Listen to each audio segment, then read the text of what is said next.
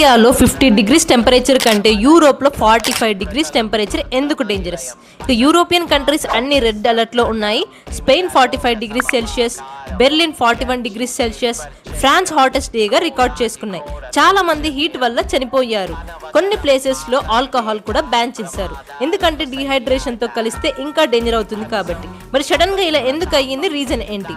సైంటిస్టులు చెప్పేది omega block. స్కైలో ఒక huge high pressure bubble lock అయితే అయిపోతుంది. అది పాట్ మీద లిడ్ పెట్టినట్టు హీట్ ని బయటికి వెళ్ళనివ్వకుండా ట్రాప్ చేస్తుంది.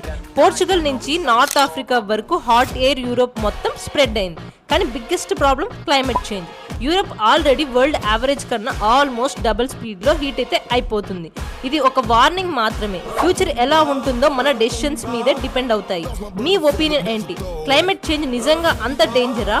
కామెంట్లో అయితే చెప్పండి. ఇలాంటి వరల్డ్ అప్డేట్స్ కోసం మన రోవ్యూ ఛానల్ని అయితే ఫాలో చేయండి.